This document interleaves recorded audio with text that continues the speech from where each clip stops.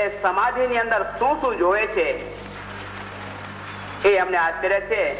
તો તમે હે પ્રભુ કૃપા કરીને કહો. આ પ્રમાણે નતુ ભટ્ટ ભગવાન સ્વામિનારાયણની પાસે જઈ અને આ બ્રાહ્મણો દ્વારા કરેલું વચન ત્યાં કહે છે. એથી તદવાક્યમાં કરણ્યમ પ્રાયશ્ય ભગવાન તથા સંદિગ્ધ ચિતા 70 રૂપિયા અમે જોયા. કેટલાક તો એમ કહેવા લાગ્યા કે અમે બદ્રિક આશ્રમ ની અંદર આ ભગવાન શ્રી હરિને નર નારાયણ સ્વરૂપે જોયા. અને કેટલાક તો અતિશય પ્રકાશમાન એવું સૂર્યનું મંડળ, એ મંડળની અંદર હિરણ્યમય સ્વરૂપે અમે ભગવાન શ્રી હરિને જોયા.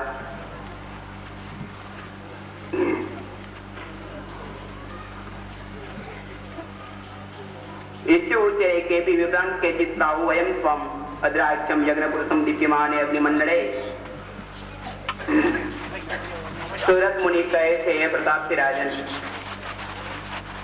જે સમાધિમાંથી જાગેલા ભક્તજનો જ્યારે બ્રાહ્મણો પૂછ્યું તે સમયની વિશે એ બ્રાહ્મણોને કહે છે કે અમે તો અગ્નિના મંડળમાં પ્રકાશમાન એવું જે અગ્નિનું મંડળ એમાં યજ્ઞ પુરુષ સ્વરૂપે અમે ભગવાન શ્રી હરિને જોયા.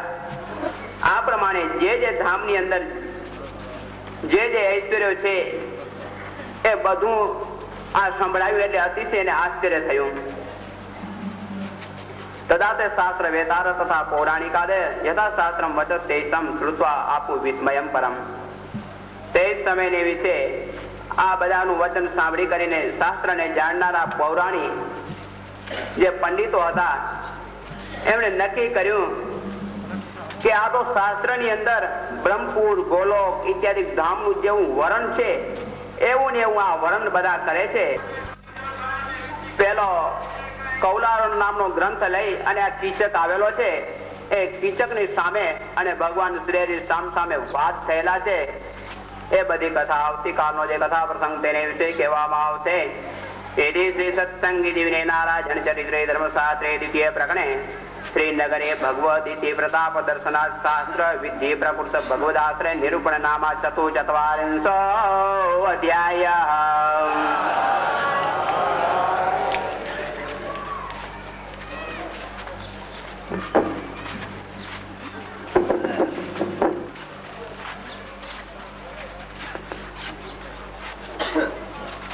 અમદાવાદ થી પધારેલા માજી મહંત કેશવ ચરણદાસજી અહીં આવી કરીને 5 મિનિટમાં પોતાનું વક્તવ્ય પૂરું કરશે.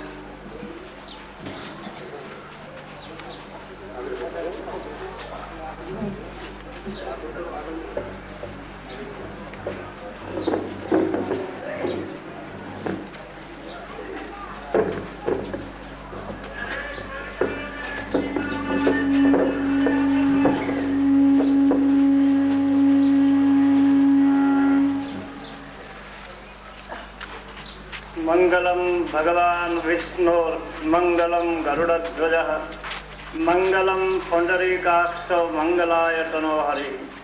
पूज्यपाद धर्मधुरंधर आचार्य महाराज श्री विद्वान संतो અને એ પ્રમાણે આ પારાયણના ભક્તા પંડિતો સત્સંગી ભાઈઓ, મહાન માંગલિક દિવસ કે જે ક્ષણ ઈશ્વરના આરાધનને વિશે ભગવાન શ્રી હરિ પુરુષોત્તમ નારાયણની ઉપાસના કર્મને વિશે પરમાત્માના લીલા ચરિત્ર સાંભળવાની અંદર વ્યતીત થતી હોય એ જ ક્ષણ ધનભાગ્યવાળી કહેવાય. શ્રીમદ ભાગવત મહાપુરાણના દ્વિતીય સ્કંદની અંદર આરંભમાં સુખદેવજી રાજા પરીક્ષિતને કહે છે કે રાજન તારે ગભરાવાની જરૂર નથી, કારણ કે કદાચ 100 વર્ષ મનુષ્ય જીવે એથી પણ વધારે જીવે, પણ જો એના જીવનમાં નારાયણનું સ્મરણ ના હોય, જીવનમાં જો પુરુષોત્તમ નારાયણની ઉપાસના ન હોય તો એ 100 વર્ષ બધા નકામો છે. પણ એક ક્ષણ પણ જો ભગવાન પૂર્ણ પુરુષોત્તમ નારાયણમાં જોડાયેલો હોય તો જ કામ આવે છે. આપણે અહીં સત્સંગી જીવન એના દ્વિતીય પ્રકરણની કથા ચાલી રહેલી છે. ભગવાન શ્રી સ્વામિનારાયણે કલ્યાણના અનેક સાધનો કયા છે તે પૈકી સત્સંગી છે ભગવાન શ્રી હરિ પરમાત્માના લીલા ચરિત્રો જે જન્મ કર્મ ચમે દિવ્ય એવં જો ભેટી તત્પદઃ પરમાત્મા શ્રી કૃષ્ણચંદ્ર સ્વયં પોતે જ કહે છે કે જે મારા જન્મ એટલે મારા અવતારની રીત અને મારા કર્મ એટલે જે લીલા ચરિત્રો એનું જે શ્રવણ કરે છે એના અંતરમાં શાંતિ થાય છે અને એ જ કલ્યાણનું સાધન ઉત્પન્ન થાય છે. ગઢપુરમાં પુરુષોત્તમ સ્વામિનારાયણ ભગવાન જયારે બિરાજમાન હતા ત્યારે વાર્તા ગ્રંથોની અંદર ઉલ્લેખ કરેલો છે કે મુક્તાનંદ સ્વામીએ મહારાજને જઈને પ્રશ્ન કર્યો કે હે મહારાજ, શાંતિ થાય તેવી વાત કરો. ત્યારે શાંતિના માટે ભગવાન સ્વામિનારાયણે પોતે જે રીતે છપૈયામાં અવતાર ધારણ કર્યો હતો, જે રીતે માતા પિતાની પોતે સેવા કરી હતી, જે રીતે વન વિચરણ કર્યું હતું, એ બધી વાત કહી. મુક્તાનંદ સ્વામી મનમાં એમ માનેલું એમને કે મહારાજ કદાચ વેદાંતની કે ઉપનિષદની અગર બ્રહ્મસૂત્રની કોઈ વાત આત્મા અને પરમાત્માની કરે એવી આશાએ આ પ્રશ્નો કરવામાં આવેલા. ભગવાને એ આશા એમની પૂરી થવા દીધા નહીં, પરંતુ જે ઉપાય વડે કરીને જીવનું કલ્યાણ થાય એ લીલા ચરિત્રોની જ વાત કરવા માંડી. સમજમાં વાત આવી નહીં. આખરે અંતે જતા એ પરિણામે એ આવ્યું કે મુક્તાનંદ સ્વામી એમને પણ કીર્તનમાં ગાવું પડ્યું કે છોડી કે શ્રી કૃષ્ણ દેવ ઓર કીજો કરું સેવ. મારા ઈષ્ટદેવ શ્રી પુરુષોત્તમ સ્વામિનારાયણ ભગવાન એને મૂકીને કોઈ દિવસ હું કોઈની પણ ઉપાસના નહીં કરું. અને જો ઉપાસના મન કર્મ વચન શરીરના કોઈ ઇન્દ્રિયોના દ્વારા થાય તો મારા તે શરીર અને ઇન્દ્રિયોનો નાશ કરો, ત્યારે તે સિવાય હું જંપું પણ નહીં. આટલી દ્રઢ ઉપાસના જે મુક્તાનંદ સ્વામી તેમજ બ્રહ્માનંદ સ્વામી, નિત્યાનંદ સ્વામી વગેરે પરમહંસો જે આપણા વડવા સંતો હતા એ આવી રીતે ઉપાસના કરીને આપણને ઉપાસનાના ગુણો એનું સિંચન કર્યું, જેના પરિણામે આપ સૌ આ વિદ્વાન સંતોના આખા સત્સંગી જીવનના 5 પ્રકરણની અંદર આપણે જોઈશું તો ખરેખર સંપ્રદાય એના માટેનું ઉપાસ્ય સ્વરૂપ સ્વામિનારાયણ ભગવાને નરનારાયણ દેવ આપેલા હતા, બીજા નહીં. અને એ નરનારાયણ દેવ સૌ પહેલા મહારાજે અમદાવાદમાં પધરાવ્યા અને મહાધુરડોળનો ઉત્સવ કરીને ભગવાન પોતે અનેક પ્રકારની લીલાઓ કરેલી. જે સમયે આ લીલા ચરિત્ર વંચાય છે કથાની અંદર, એ વખતે તો પેશવાઈ સત્તા અમદાવાદની હતી. તે વખતે અનેક જયારે ભગવાન થવાની વાત આવી બ્રહ્માનંદ સ્વામી ખમચાયા તો ખરા, આ તો સારું કહેવાય નહીં, પણ ભગવાનની આજ્ઞા વડે કરીને બધું શક્ય બની શકે. જયારે અનંત કોટી બ્રહ્માંડોના અધિપતિ એવા જે પુરુષોત્તમ નારાયણ છપૈયામાં જયારે બાલ સ્વરૂપે બિરાજમાન હતા ત્યારે બ્રહ્માજીને પણ ગર્વ થયો હતો કે હવે આ મહારાજે પદ આપ્યું છે, મારે ક્યાં સુધી રાખવું, મારે હવે આનો ત્યાગ કરવો જ છે. આમ અભિમાન આવી જવાથી છપૈયામાં આવ્યા. આવીને ઘનશ્યામ મહારાજને વિનંતી કરી કે મહારાજ મારે હવે છૂટો કરો, આ પદ ઉપર મારે હવે રહેવું નથી. ઘનશ્યામ મહારાજ કે હું જરા નારાયણ સરોવરમાં સ્નાન કરીને આવું, ત્યાં સુધી તમે બેસો, પછી તમારો કેસ હાથમાં લેવામાં આવશે. આમ કરીને ભગવાન ગયા. ત્યાર પછી બરાબર સફેદ વર્ણના ઊંટોની મોટી ફોજ આવી અને કાળા વર્ણના ઊંટોની પણ ફોજ આવી. એ બંને બાજુથી ફોજ આવી. ચારે બાજુ સેંકડો ઊંટોની વંજાર, એની અંદર કાળી મોટી પેટીઓ અને બીજા ભાગની અંદર લાલ પેટીઓ. આ બધી પેટીઓ ત્યાં આગળ બધા લઈને ઊંટવાળા આવેલા. ત્યાં બ્રહ્માજીએ પૂછ્યું કે ભાઈ અલા તમે લોકો ક્યાંથી આવ્યા? આ તમે મારી સૃષ્ટિના સર્જન તો લાગતા નથી, તમે આ કયા બ્રહ્માંડના છે? ત્યારે એ લોકોએ કહ્યું કે અમે તો અનંત કોટી બ્રહ્માંડો છે, 1-2 નથી, એમાંથી એક બ્રહ્માંડના અમે લોકો આવ્યા છીએ. તો કે આ પેટીઓ કેમ લાવ્યા છો તમે? તો કે એટલા માટે અમને પુરુષોત્તમ નારાયણ છપૈયામાં અવતાર ધારણ કર્યો છે, એમણે અમને આજ્ઞા કરેલી છે કે તમે અત્યારે હાલ પેટીઓ લઈને હાજર થાઓ, અમારે બ્રહ્માઓની બદલી કરવી છે. એટલે હવે એટલા માટે આવ્યા છીએ. એમાં જે બ્રહ્માને ભગવાન પદ ઉપરથી ઉતારી મૂકે એને આ કાળી પેટીઓમાં પૂરી અને લઈ જવામાં આવે છે, અને એની જગ્યાએ આ લાલ પેટીઓમાંથી બ્રહ્મા કાઢીને એના પદ ઉપર સ્થાપન કરવામાં આવે છે. એટલા માટે લાવ્યા છીએ. પેલા બ્રહ્માજીનો ગર્વ ઓગળી ગયો ભાઈ. હા, એમને એમ થયું કે ગજબ થયો, આ તો આમાં ના પાડ્યા જેવું લાગતું નથી. ત્યાર પછી ભગવાન આવ્યા એટલે મહારાજને વિનંતી કરી, મહારાજ હવે આપ હું રાજી થઈને મને રજા આપો, હવે આપની આજ્ઞા પ્રમાણે બરાબર કરીશ અને કોઈ જાતની ભૂલ થાપ પણ નહીં થવા દઉં. આ અધ્યાત્મ ચરિત્ર છે. હસ્તે કુંવરજીભાઈ કરતાન, ત્યારબાદ માવજીભાઈ વીરજી બુડિયા. હા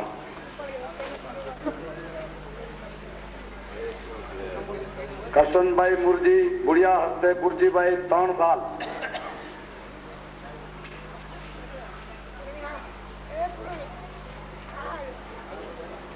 માવજીભાઈ વીરજી બુડિયા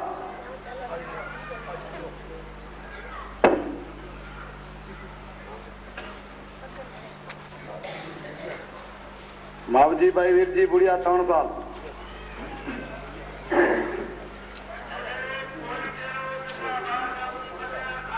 કરશનભાઈ કુંવરજી બુડિયા હીરજીભાઈ રામજી દિવસી ખેતાણી હીરજીભાઈ રામજી દિવસી ખેતાણી 2 સાલ રામજીભાઈ વાઘજી બુડિયા રામજીભાઈ વાઘજી બુડિયા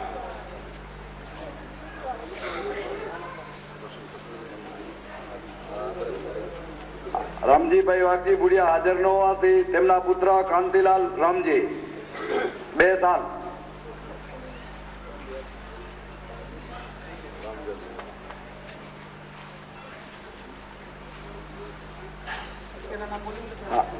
પેલા નામ વાળું નથી રામજી વાઘજી હરજી કાનજી બુડિયા પેલા નામ પ્રેમજીભાઈ येटा મેઘજી હસ્તે હસમુખલાલભાઈ માવજીભાઈ શામજી મુરજી બુડિયા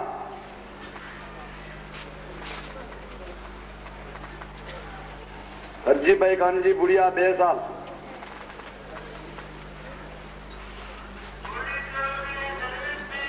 લાલજીભાઈ રામજી દેવસી ખેતાણી લાલજીભાઈ રામજી દેવસી ખેતાણી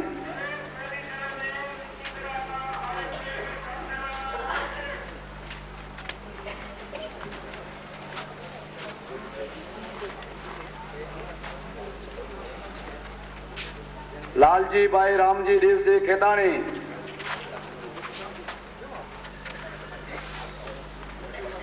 હરજીભાઈ જેઠા હસ્તે નાનજીભાઈ હરજી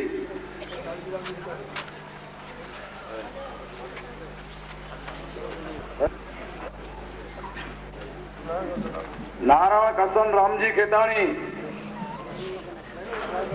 એનું ભાઈ વિશ્રામ લઈ લો નારાયણ કસન રામજી ખેતાણી હરજી દેવસી બુડિયા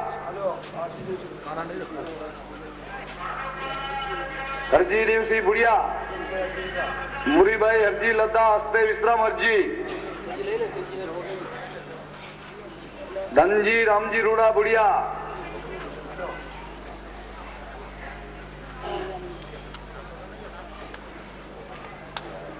ધનજી રામજી રૂડા બુડિયા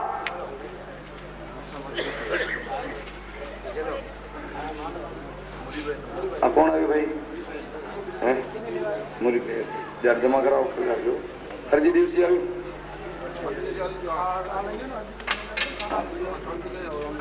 હરજી દિવસી ગઈ ને ધનજી રામજી રૂડા બુડિયા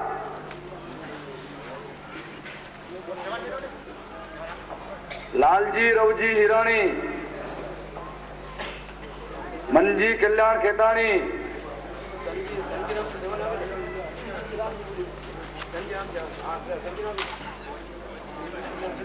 धनजीराम जी विजय सिंह जी लालजी रवजी हिराणी मनजी कल्याण खेताणी देवजी धनजी हिराणी रामजी कुंवर जी हस्ते देवजी हरजी देवजी धनजी हिराणी रामजी कुंवर जी हस्ते देवजी हरजी खिमजी कस्तन कानजी बुढ़िया खिमजी कस्तन कानजी बुढ़िया गोपाल पर्वत बुढ़िया रामजी देवसी खेताणी हस्ते लालजी रामजी कोण खिमजी कस्तन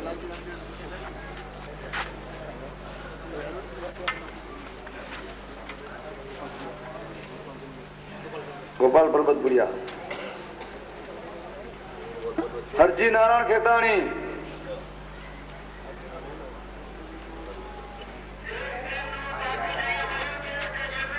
હાથ જો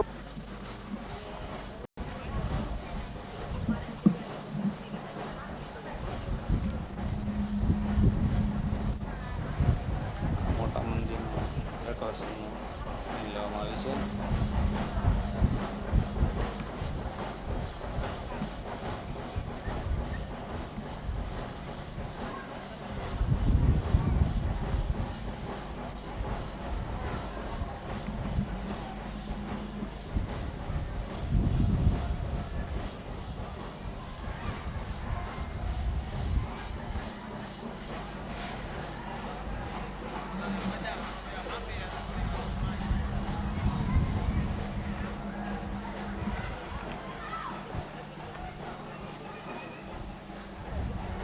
ત્યારબાદ હવે આપણે બાયુના મંદિરમાં જઈ રહ્યા છીએ.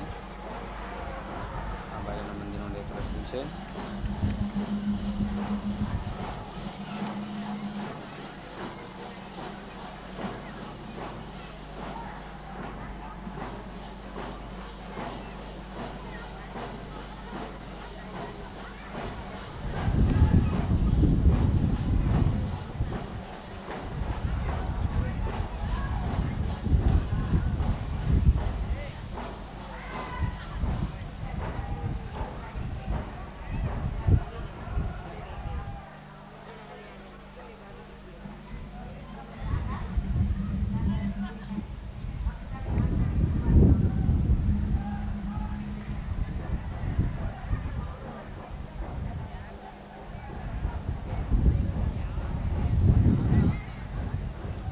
મારા શ્રીનો ઉતારો यानी कि पूजी करसन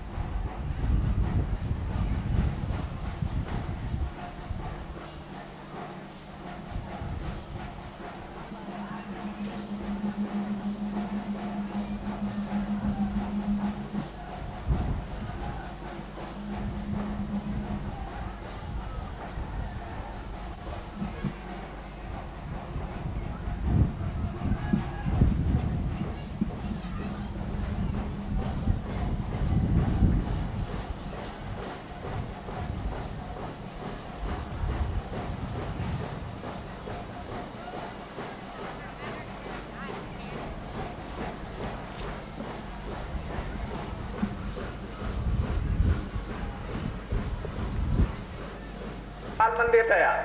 પણ બાલ મંદિર ની અંદર આપણે એ જોવાનું છે, જેમ હંમેશા મહારાજશ્રી અને સંતો એ એક જ કહે છે કે તમારા બાળકોને ભણાવો, ભણશે તોય આગળ વધશે.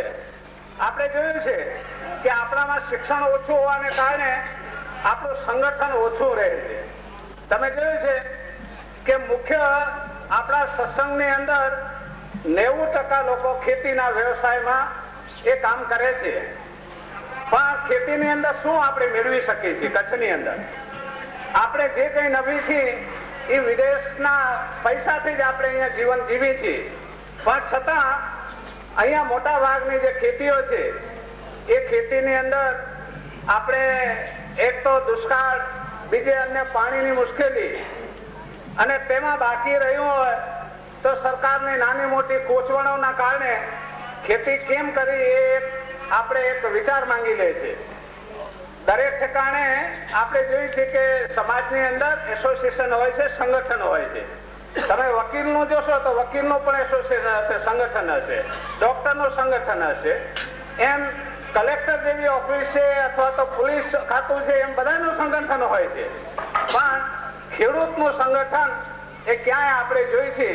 આમ ખેડા ડિસ્ટ્રિક્ટમાં ને ગુજરાતમાં જાઓ તો ખૂબ હોય છે, પણ ગુજરાતની અંદર આપણે ખેડૂતો હજી આમ વેર વિખેર પડ્યા રહી છે. અને જ્યારે સંકટ પડે ત્યારે વિચાર કરીએ કે આપણે શું કરવું. અત્યારે પ્રશ્ન મૂંઝવે છે આપણે ઇલેક્ટ્રિકનો અંદર માણસ વિચાર કરતો રહે કે ક્યારે મને લાઈટ મળશે. એને મંદિરમાં જવું હોય તો પેલો ઘરે છે તે ખ્યાલ રખાવે કે જો વાળી લાઈટ આવે ત્યારે મને કેવા આવશે. એટલે એનો ઉજાગરાને માટે એ વલખા મારવા પડે છે. અને એમાં અડધો કલાક ચાલુ થાય અથવા તો એટલો બધો લાઈટ રહી જાય કે મોટર પણ બળી જાય અને કોઈ સાંભળે નહીં. મીટર તમારું બળી જાય તો કોઈ સાંભળે નહીં. એ જ રીતે હવે તો સરકારે લઘુત્તમ વેતનદારો આખો ઉભો કર્યો છે.